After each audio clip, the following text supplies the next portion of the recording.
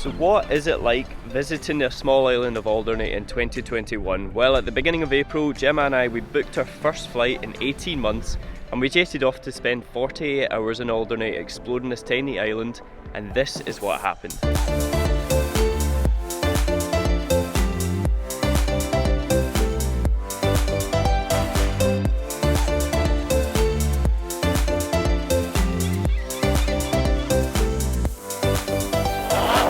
I feel like I say this in every single video, but this is a terrible idea. Good morning guys, the bags are very nearly packed and we're about to head to the airport. Now the only concern about this morning is the winds are pretty high just now. It's blowing an absolute hoolie out there, and the flight to get to Alderney doesn't consist of much more than a flying washing machine. So all we can do is cross our fingers that the flight's going to actually go this morning.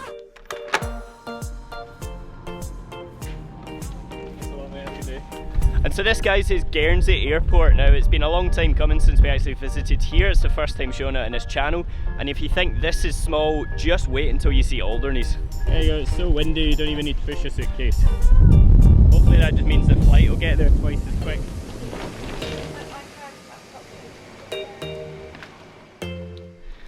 That is a little washing machine that we're going to be boarding in about 20 minutes. And we need to brave this wind in it.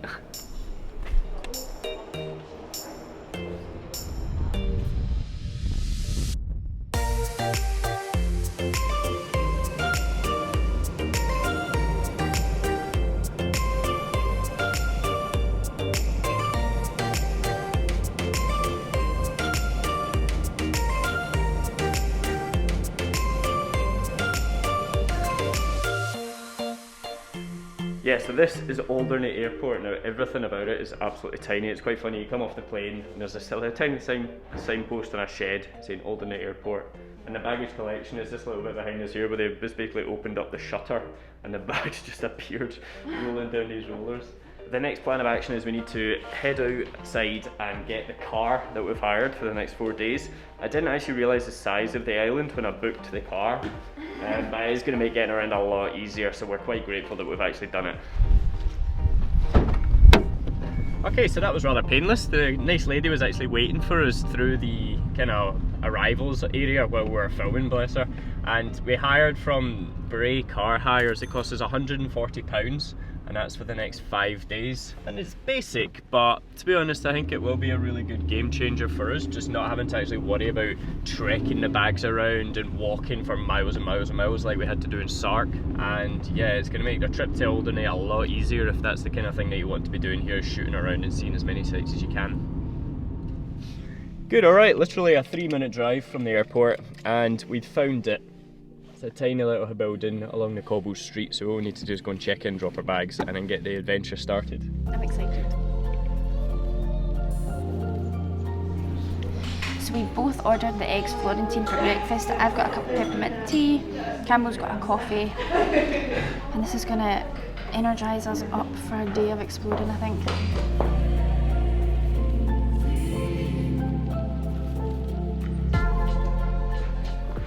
And this is us, I believe, right at the top of the stairs. And we've got a lovely big double bed. It's quite a cosy little room, eh? Yeah, it's so cute. I love it. And we actually have a TV. Whoa! We'll definitely not be using that. I know. And come and look at this bathroom. Oh wow. It's amazing. Look at That shower looks so good. Very, very beautiful. It is. Now this is a little bit more upmarket than what we're used to, but it's Gemma's birthday next weekend, so we decided to treat ourselves a little bit more and just go for the luxurious side of things, which I think we'll definitely be enjoying here at the Blonde Hedgehog. And so the room itself has a very, very rustic feel to it, and we've got beautiful views over the high street.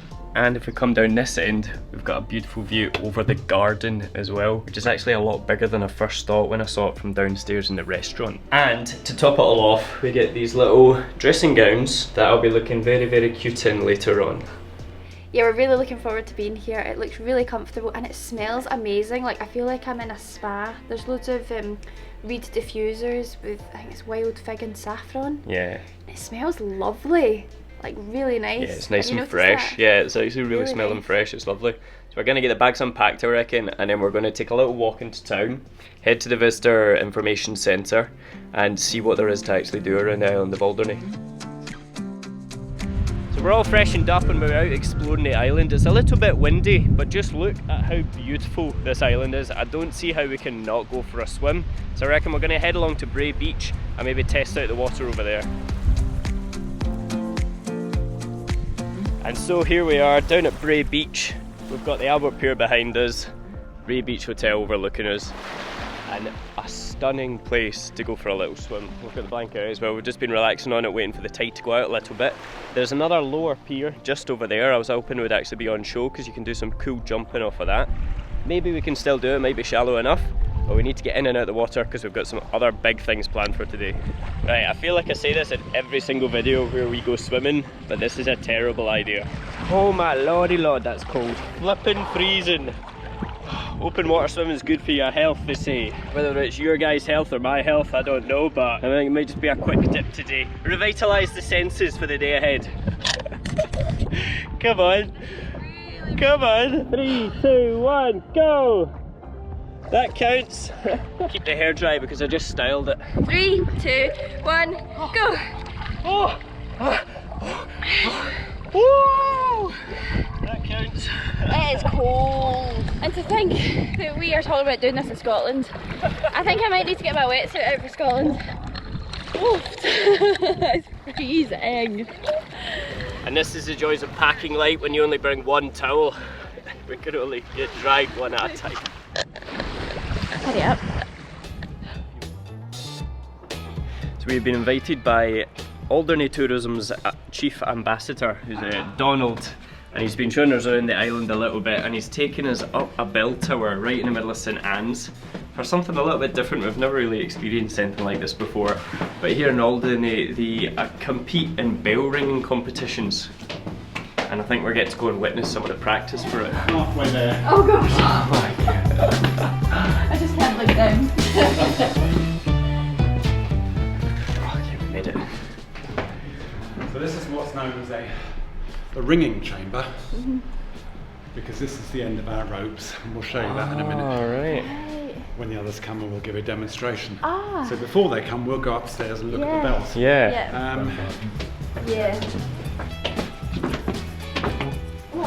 Because they both come in. Yeah. The bells are in what we call the upright position, and so they're dangerous because they're, if you think of a clock, they're at 1 minute past 12. Yeah. Yeah. So they're balanced, and when someone pulls them off, they will go that way and ring 364 degrees. And so that was actually how it functions. We managed to watch that, and yeah, apparently it's not normally supposed to be done that close proximity, so we had our fingers in our ears. But they were showing someone new, and because we're just like influencers and YouTubers, we are very, very expendable, so that's why they were doing it. Yeah. While we waited for the bell ringing choir to arrive, Donald showed us in more detail how the bell mechanism works to allow safe storage and easy use of the bells that weigh up to several tons. With the tutorial over, the friendly and welcoming team invited us to have a shot at the bell ringing for ourselves, which of course Gemma took to like a fish to water. Don't resist. We need a photograph of you. Lovely. When it came to my turn, however, that was less of a success. No.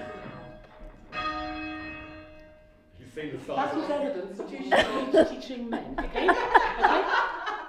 We have a 9.5-year-old little boy come up here, okay? Alright? Okay? Okay, you ready? 6.5-year-old. Lovely, that's very nice. With my dreams of being a bell ringing champion effectively destroyed, we thought it was about time to leave it to the professionals, and what a show they had in store for us.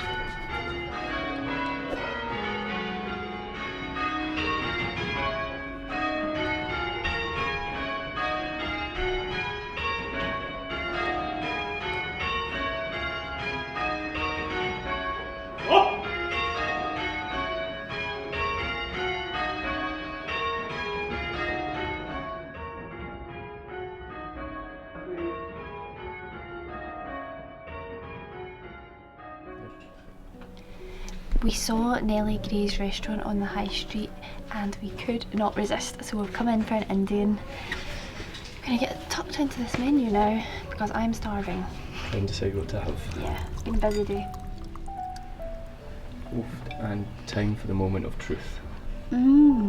As good as the other place we've been to. 1 to 10, rate it. 8 or 9. 8 or 9, wow. That's good. That's very exciting. So we've actually both gone for the vegetable korma because we're not very imaginative, but we also got some pillow rice, naan breads, peshwari naan and garlic naan, our usual Indian staple.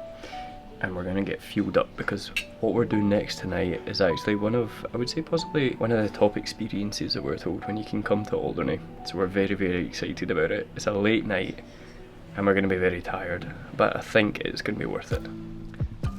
Alright, so this tour that we hinted about, what is it?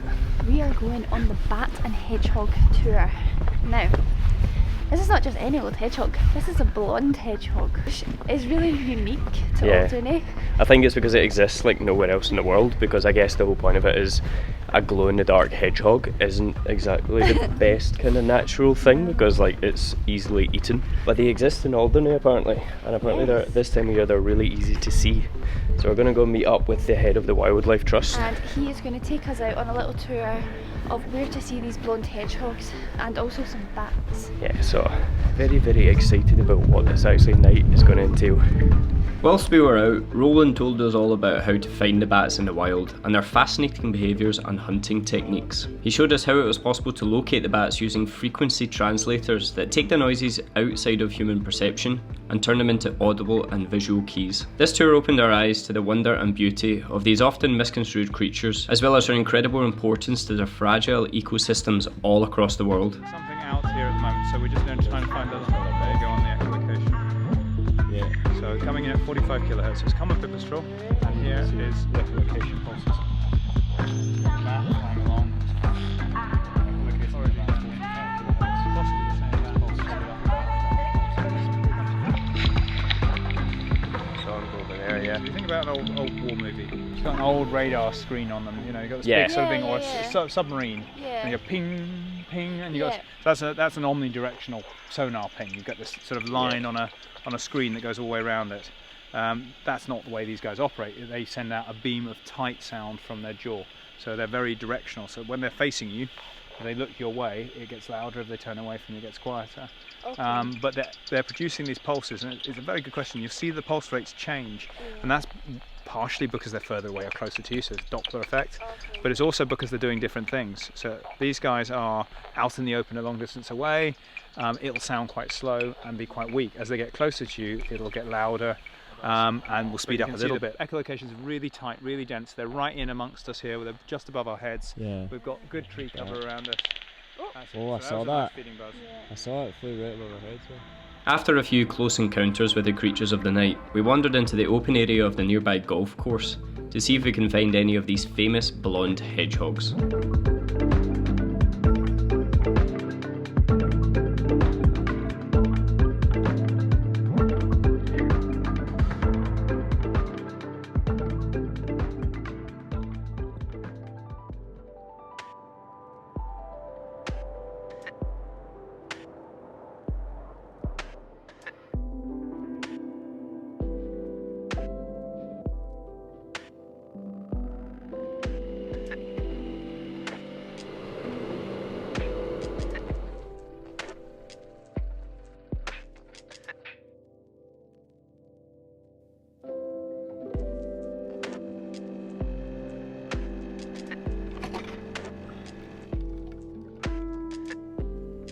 Good morning guys, so we had a really good sleep last night. I think it was well deserved. We were awake for about 17 hours in total, between getting up for the flight, getting here and then staying up to see those hedgehogs last night. Did you enjoy it?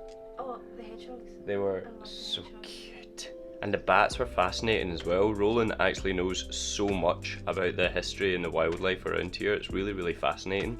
And even if you're not into that kind of thing, go along to it anyway if you're visiting Alderney, because I reckon it might actually surprise you. And even if you don't want to do the tour, maybe just pop in, say hello, and just show a bit of support for them, because they're such a fantastic bunch of people. We're taking it easy to start off with. We're going to have our teas and coffees, relax in our beds, get stuck into some work, because breakfast doesn't actually start until 8 o'clock. So we've got about an hour and a half to an hour just to relax and get ready.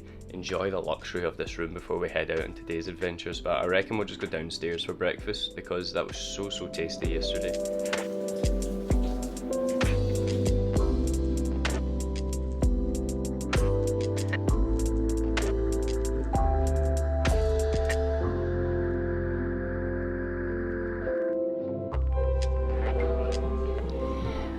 gone for the continental breakfast this morning as it's actually included in the room.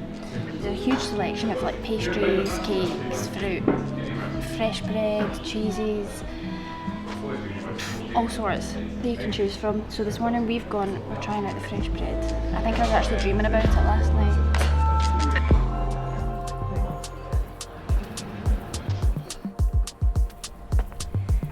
Gannet Rock can be found at Les Etacs. Now correct me if I'm saying that wrong because I'm not entirely sure.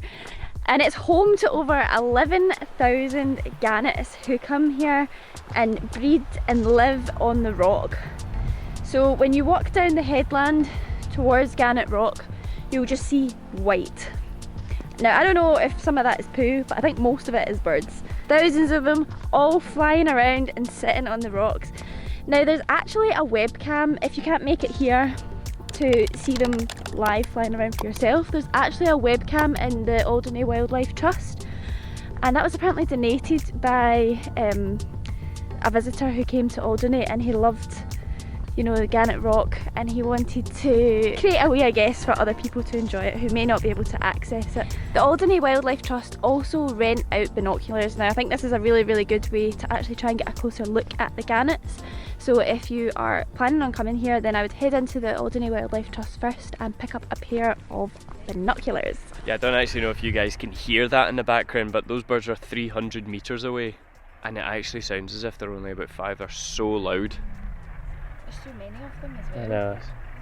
So the thing Roland was telling us at the Wildlife Trust, he was saying to us that the babies can't actually fly when you leave the nest. It's too small an area, and if they started flapping their wings around, their neighbour would get annoyed. So basically what they do instead is they kind of jump off the side and land in the water and then just float around for a bit until they can actually develop their fishing first, I guess. They learn how to catch food and then they can learn how to fly. It's funny how small they actually look away over on that rock, because apparently their wingspan goes up to 2 metres wide. Like they're one of the largest, I think, ground nesting birds. And that's why they decided to take that rock over there, because it's away from any kind of predators or whatever, so they don't need to worry about their chicks. But 2 metres, it's like me, a giant, imagine a giant gannet like me coming towards you. Ah! So from here it's quite difficult to actually see the gannets up close and all their features unless you've got a set of binoculars, but what we're going to go and do next might just give us a little bit of a better perspective. Before we go any further guys, I just wanted to let you know about an exciting announcement. We have partnered up with the Blonde Hedgehog to give you guys the opportunity to win a 2-night stay at this incredible hotel. For the chance to win this unforgettable weekend getaway, all you need to do is read about the entry requirements in the description down below and get entering. So good luck, and let's get back to the story. We've arrived at the harbour now and we're about to do something really exciting. We're going out on a boat with the Alderney Wildlife Trust, so we are hoping that we'll see puffins, maybe seals, the gannets at a closer look. And before we go out, we've just stocked up on a little bit of lunch because we're expecting it to be quite cold and pull a lot of our energy out here. So we stocked up on some falafel chickpea salad wraps from Mel's Tea Room. Really good place to get some takeaway food, and it's actually really, really cheap as well. And while we're out on the boat, I believe we're just going to be kind of hanging around with the Wildlife Trust employees who are going to be out there doing the basic work that they kind of do, checking up on the population, the activity of the sea life, just really getting a good insight to what it actually like to be part of the Wildlife Trust. It's going to be a really, really sunny, beautiful day, and I cannot wait to get out there.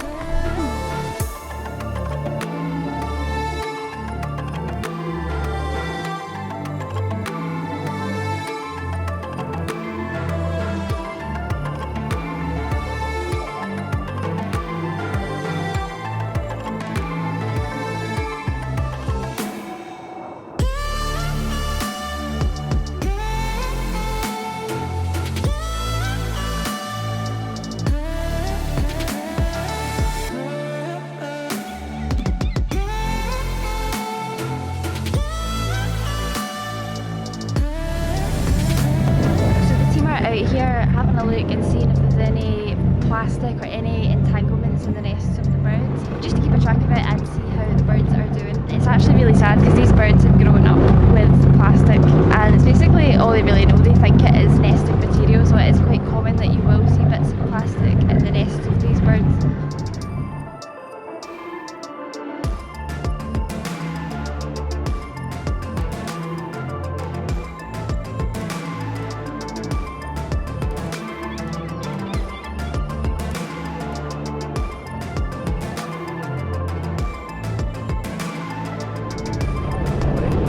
stop off we've come to is Peru Island, which is just round from Gannet Rocks, and this is where you can actually come and see the puffins. They're all just coming emerging from their burrows because they actually nest in underground. They're all just hanging about in the sea just now, I guess, like just socialising or gathering nesting materials as well. But people forget just how small they actually are. Like their cameras are even struggling to pick them up because they're so tiny. On the island as well, you've got one house which you can rent. I think it's more like a Scottish bothy. It's very basic. It's just a roof, like with a tarpaulin over it. But you can actually rent out and stay on the island if you want to. And so we've come out to a bit of the further away islands, and we've actually seen some seals out basking on the rocks. I think I saw about 4 or 5. They're quite far away, and the boat's a little bit bumpy here just because of the insane current that's rushing through between the islands here. But it's quite an awesome place, quite a good experience, man.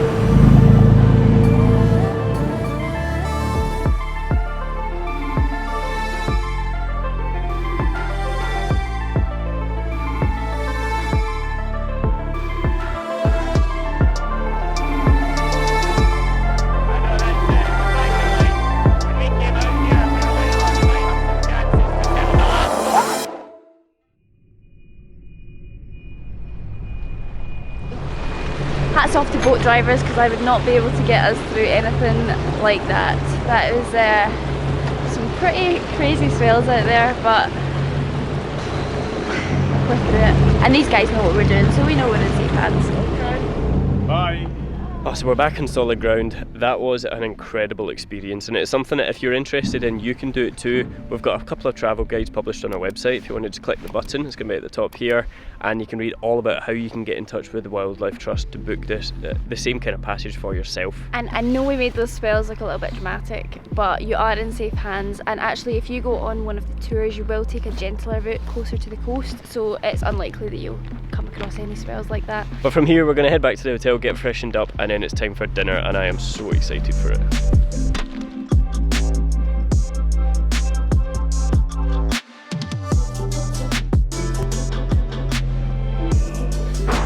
Alright, now is this just not the fanciest dinner you've ever had? I think so. And it smells like, I wish you could smell through the camera, because oh my goodness. I can't even describe the smell of all the herbs and spices that are coming from it. It is so good. Like, I'm actually so hungry sitting here waiting. It's ricotta gnocchi with vegetables and rocket and like a tomatoey kind of sauce. It smells so good. It looks like there's some chickpeas in there as well. I know. See if we can hold Gemma off eating it long enough. I know. If we can actually get some B-sides filmed, but I'm very excited to get stuck into this as well. That is so good. I mean, it's like deep fried gnocchi, or like pan fried, I think. So it's like a little bit crispy on the outer side. It's not just the normal boiled gnocchi that we usually have. Oh my god, that is so good.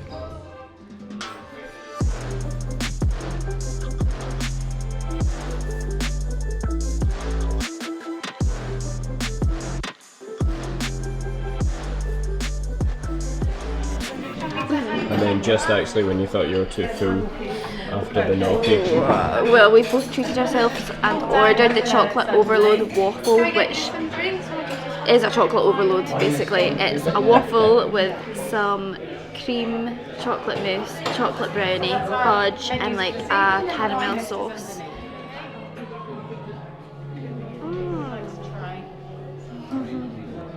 That is good. So good. So now we are quickly coming to the end of our 2 days in Alderney. We're not leaving quite yet, we're actually staying on a couple of nights to try and make the most of it, and we've got a history tour of the island which is going to be coming out next. So if you're interested in that side of things, hit the subscribe button, hit the like button, and join the gang, follow our adventures for the next video. But we've got one more treat for you guys after this one, and to be honest, if you're coming to Alderney, it's something that you cannot miss out on. And of course guys, no trip to Alderney is going to be complete without a beautiful sunset along the west coast. So we have come to Fort Clonque, which sits right on the western coast of the island, and we're already being treated to an absolutely fantastic sunset. But honestly guys, just look at this view. That is Fort Clonque over there. There's a little causeway that runs out to it. High tide is coming up. We're going to jump down there and try and get some photos along it. But that is just simply stunning. And I honestly don't think there could be any better way to end our trip to Alderney, because it's just such an incredibly beautiful island. I think it's possibly one of the most beautiful places I've been to in the world. Between the fancy dining, the exquisite food, everything just is perfectly aesthetic. And for somewhere that is actually expensive, it's not usually in my kind of like my favourite type of thing to do. But compared to other places that I've been to which are islands and they're very expensive, where they say things are expensive because it's difficult to get stuff to the island, Alderney is expensive because it is just worth it. All the food, all the accommodation and all the activities have simply been sublime, and it is such a fantastic place to visit. Definitely good value for money.